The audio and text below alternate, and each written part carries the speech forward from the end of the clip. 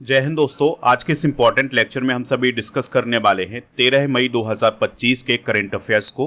तो आप इस पूरे लेक्चर को बहुत ही ध्यान से लास्ट तक जरूर देखिएगा। तो पहला और इम्पॉर्टेंट क्वेश्चन है, सौर ऊर्जा से संचालित होने वाली देश की पहली विधानसभा कौन बनी है? आंसर हो जाएगा इसका दिल्ली विधानसभा।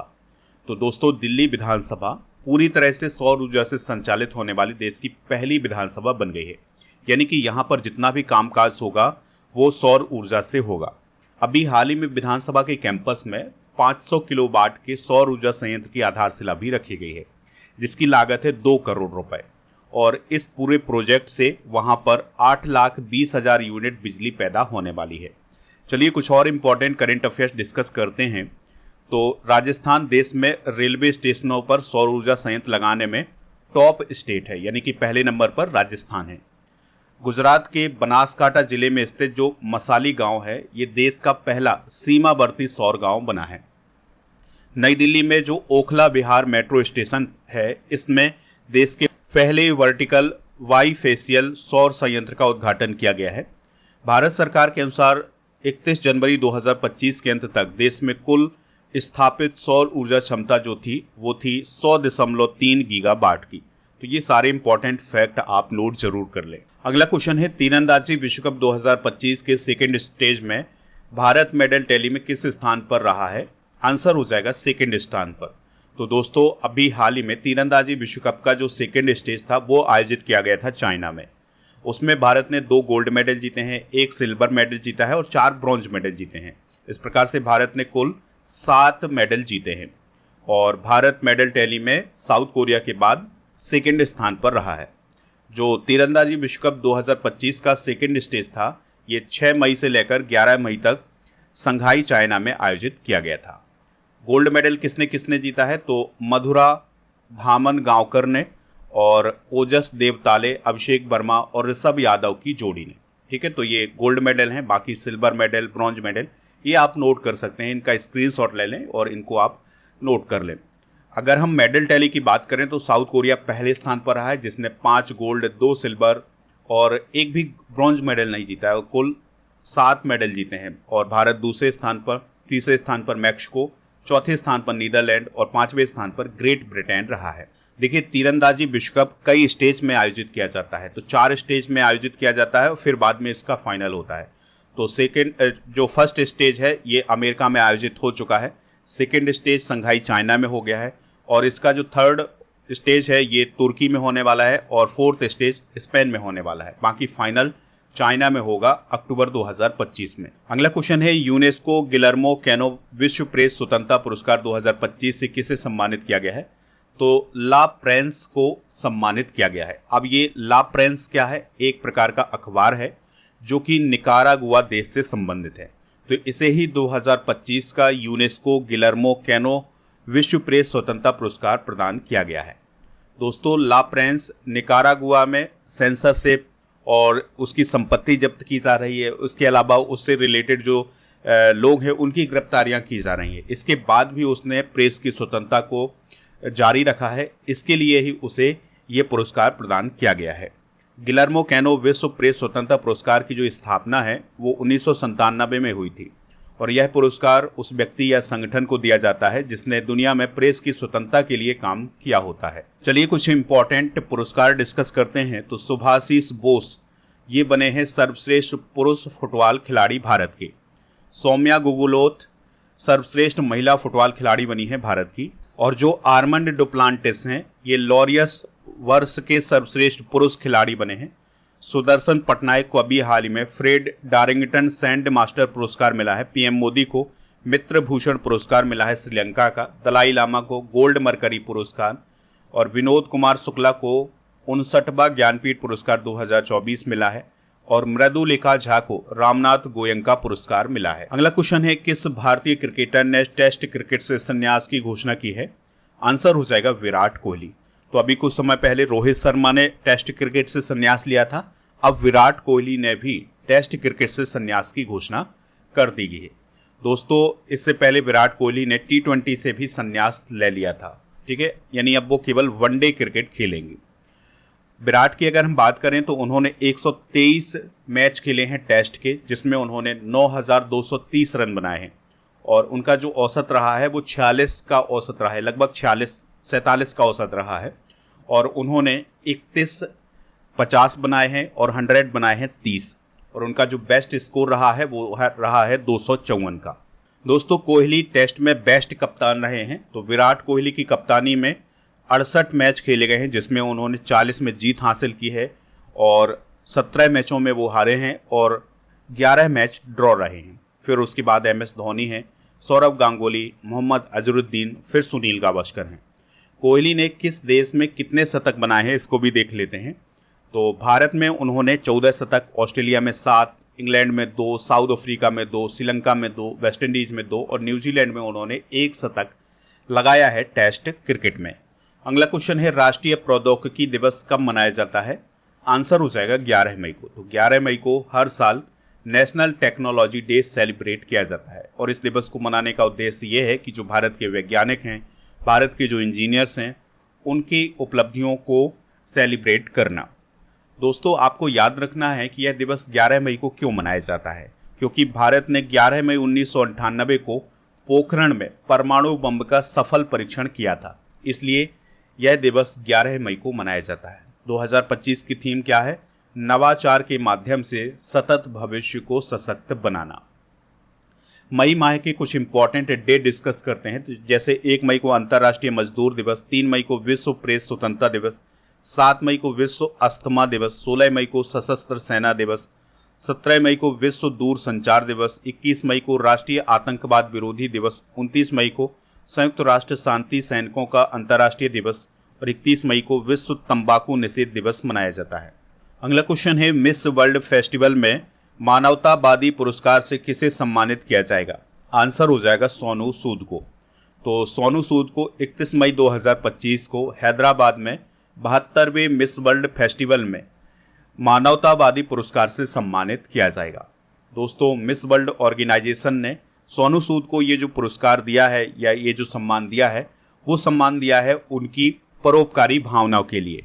तो उन्होंने कोविड-19 के दौरान लोगों की जिस प्रकार से मदद की है, इसी के लिए उन्हें मानवतावादी पुरस्कार प्रदान किया जा रहा है। सोनू सूद के चैरिटी फाउंडेशन ने स्वास्थ्य सेवा, शिक्षा, कौशल विकास और आपदा राहत पहलों में योगदान दिया है, इसी के लिए ये पुरस्कार दिया जा रहा है। अब बात करते हैं मिस वर्ल्ड प्रतियोगिता 2025 की। तो इसका आयोजन 10 मई से 31 मई तक तेलंगाना के हैदराबाद में किया जाएगा और यह इसका 72वां संस्करण है। ठीक है, और इसमें वैश्विक स्तर पर 120 से अधिक देशों की प्रतिभागी हिस्सा लेने वाली हैं। मिस वर्ल्ड प्रतियोगिता 2025 में भारत का प्रतिनिधित्व कौन करेंगी? नंदिनी गुप्ता। नंदिनी गुप्ता मिस इंडिया 2024 हैं, इस बात को भी आप याद रखिएगा। भारत की तरफ से अब तक 6 महिलाएं मिस वर्ल्ड बनी हैं, जिसमें रीता फारिया 1966, ऐश्वर्या राय 1994, डायना हेडन 1997, युक्ता मुखी 1999, प्रियंका चोपड़ा सन 2000 और मानुषी छिल्लर 2017। ठीक है, तो ये मिस वर्ल्ड हैं भारत की तरफ से बनने वाली महिलाएं। अगला क्वेश्चन है, डॉक्टर सुबन्ना अयप्पन कौन थे जिनका निधन हो गया है? आंसर हो जाएगा ICAR के प्रमुख। ठीक है, तो दोस्तों, पद्मश्री पुरस्कार से सम्मानित होने वाले डॉक्टर सुबन्ना अयप्पन की अभी हाल ही में मौत हो गई है। तो वह कर्नाटक के श्रीरंगपटना के निकट कावेरी नदी में मृत पाए गए हैं, यानी उनकी जो मृत्यु हुई है वो संदिग्ध परिस्थितियों में हुई है। अयप्पन की अगर हम बात करें तो वह कृषि और मत्स्य पालन वैज्ञानिक थे। उन्होंने भारतीय कृषि अनुसंधान परिषद यानी ICAR का नेतृत्व किया है और वो ICAR का नेतृत्व करने वाले पहले गैर फसल वैज्ञानिक थे। भारत की जो नीली क्रांति है उसमें उन्होंने महत्वपूर्ण भूमिका निभाई है, जिसके लिए उन्हें 2022 में पद्मश्री से सम्मानित किया गया था। बात करते हैं ICAR की। इसे भारतीय कृषि अनुसंधान परिषद बोला जाता है। तो भारत में कृषि शिक्षा और अनुसंधान के समन्वय के लिए कार्य करने वाली एक संस्था है। इसका उद्देश्य कृषि, बागवानी, पशुपालन, मत्स्य पालन सहित विभिन्न क्षेत्रों में अनुसंधान और शिक्षा को बढ़ावा देना। इसके वर्तमान में निदेशक हैं मांगी लाल जाट, जिनकी अभी हाल ही में नियुक्ति की गई है। हाल ही में हुए कुछ प्रमुख निधन डिस्कस करते हैं, जैसे अर्जेंटीना के फुटबॉलर लुइस गैल्वन का निधन हुआ है। इतिहासकार MGS नारायणन का निधन हुआ है। इसरो के पूर्व अध्यक्ष कृष्णा स्वामी कस्तूरी रंगन का निधन हुआ है। ईसाइयों के धर्मगुरु पोप फ्रांसिस का निधन हुआ है। कथक नृत्यांगना कुमुदनी लाखिया का निधन हुआ है। प्रख्यात पर्यावरणविद दारीपल्ली रामैया का निधन हुआ है। राई लोक नर्तक राम साहेब पांडे का निधन हुआ है। अभिनेता मनोज कुमार का निधन हुआ है और एक्टर डायरेक्टर मनोज भारती राजा का निधन हुआ है। और महान मुक्केबाज जॉर्ज फोरमैन का भी अभी हाल ही में निधन हुआ है। दोस्तों, आप स्टडी करके ऐप को इंस्टॉल कर लें, इसका लिंक डिस्क्रिप्शन बॉक्स में दिया गया है। तो यहाँ पर मिलेगा आपको paid course, e book, test series, daily current affairs की पीडीएफ, क्लास नोट और कोर्स एंड पीडीएफ वाला ऑप्शन। ठीक है, तो ये सभी ऑप्शन आपको ऐप पर मिल जाएंगे, तो ऐप को डाउनलोड कर लें, लिंक इसका डिस्क्रिप्शन बॉक्स में दिया गया है। अगला क्वेश्चन है, पंडित लक्ष्मी चंद्र कलाकार सामाजिक सम्मान योजना किस राज्य में शुरू की गई है? तो यह योजना हरियाणा में शुरू की गई है। तो हरियाणा के चीफ मिनिस्टर नायब सिंह सैनी ने वरिष्ठ कलाकारों और विद्वानों के कल्याण के लिए पंडित लक्ष्मी चंद कलाकार सामाजिक सम्मान योजना की शुरुआत की है। तो इस योजना के माध्यम से जो कलाकार होते हैं उनको वित्तीय सहायता प्रदान की जाएगी। तो 10,000 रुपये का महीना प्रदान किया जाएगा जो प्रसिद्ध कलाकार हैं हरियाणा के। इस योजना का उद्देश्य यह है कि कला के क्षेत्र में महत्वपूर्ण योगदान वाले लोगों को सम्मानित किया जाए। प्रमुख योजनाएं डिस्कस करते हैं जो हाल फिलहाल में शुरू की गई हैं, जैसे आय और सौर ऊर्जा परियोजनाएं स्थापित करने पहल हिमाचल प्रदेश में शुरू की गई है। पर्यटन मित्र और पर्यटन दीदी पहल पर्यटन मंत्रालय के द्वारा। घर घर सोलर पहल टाटा पावर के द्वारा शुरू की गई है। धरती आबा जनजातीय ग्राम उत्कर्ष अभियान जनजातीय कार्य मंत्रालय के द्वारा। मेरा संविधान हमारा सम्मान अभियान न्याय विभाग के द्वारा। निःशुल्क मुआयना योजना ये असम सरकार के द्वारा शुरू की गई है। और मिशन बंधुता 3.0 असम सरकार के द्वारा। CM 7 योजना त्रिपुरा और मुख्यमंत्री सुख शिक्षा योजना हिमाचल प्रदेश में शुरू की गई है। अगला क्वेश्चन है, लोक लेखा समिति यानी PAC के अध्यक्ष कौन बने हैं? आंसर हो जाएगा KC वेणुगोपाल। तो दोस्तों, भारतीय राष्ट्रीय कांग्रेस पार्टी के जो लीडर हैं KC वेणुगोपाल, तो उन्हें अभी हाल ही में लोकसभा अध्यक्ष ओम बिरला जी के द्वारा जो संसद की लोक लेखा समिति होती है उसका अध्यक्ष बनाया गया है। उनका जो कार्यकाल होगा वो 2026 तक रहेगा, क्योंकि जो लोक लेखा समिति होती है उसका गठन 1 साल के लिए ही किया जाता है। तो उनका जो कार्यकाल होगा वो अप्रैल 2026 तक होगा। बात करते हैं लोक लेखा समिति की। तो दोस्तों, लोक लेखा समिति एक संसदीय समिति है, यानी संसद में बहुत सारी जो समितियां होती हैं उसी में से एक समिति होती है लोक लेखा समिति। इस समिति की स्थापना 1921 में की गई थी और इसके सदस्यों का कार्यकाल 1 साल का होता है। इसका मुख्य काम होता है सार्वजनिक धन के उपयोग की जांच करना, यानी कि सरकार कितना खर्च कहाँ कर रही है इस बात की जांच करना इस समिति का काम होता है। लेकिन आपको ये बात याद रखनी है कि इसका जो अध्यक्ष बनता है वो विपक्ष का लीडर बनता है। ठीक है, तो अभी कांग्रेस पार्टी विपक्ष में है, तो उसके जो लीडर हैं KC वेणुगोपाल, वो इसके अध्यक्ष बनाए गए हैं।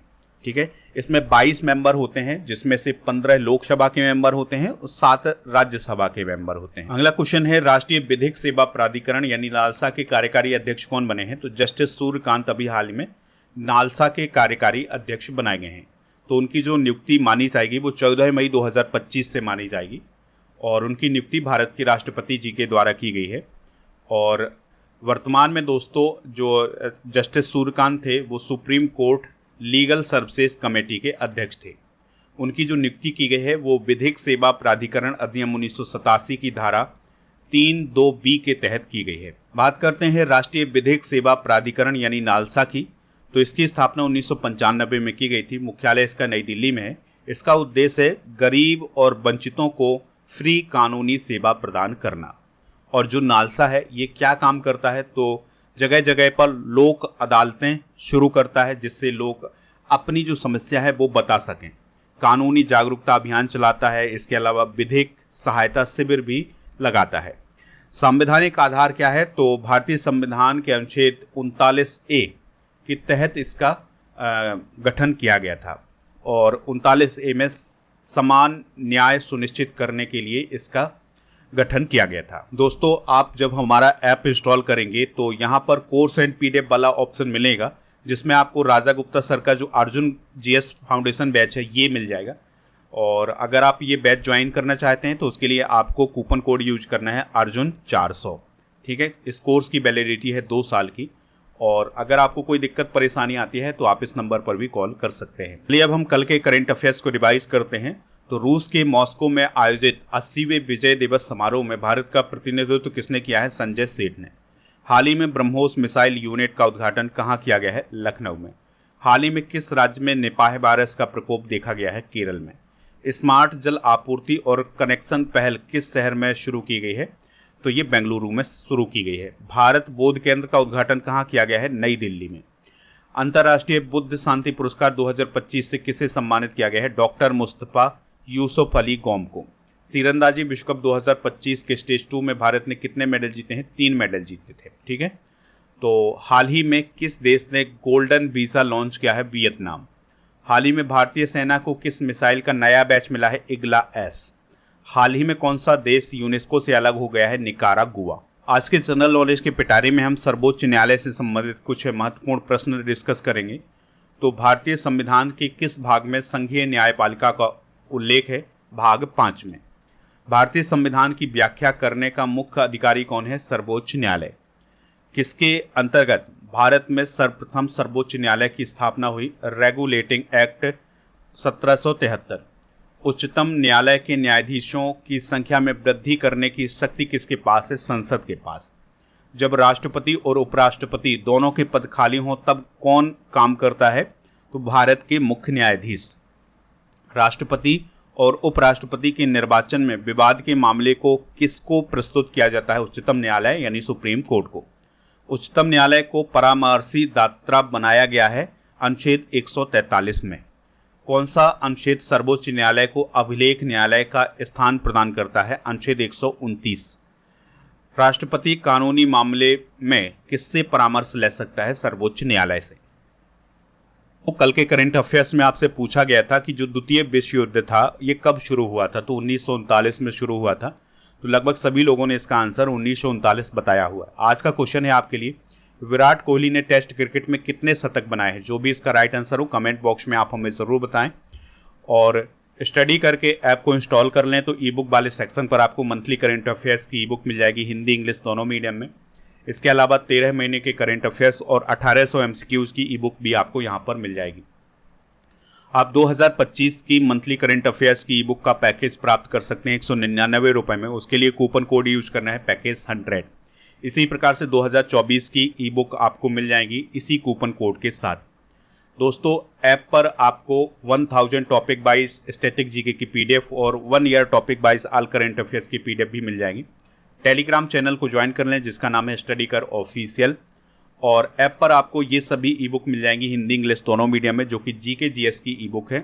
तो आप जब ऐप पर टेस्ट पास वाले ऑप्शन पर जाएंगे तो यहाँ पर डेली करंट अफेयर्स का टेस्ट मिल जाएगा। इसके अलावा 1 साल की वैलिडिटी के साथ 4000 से अधिक टेस्ट भी मिल जाएंगे।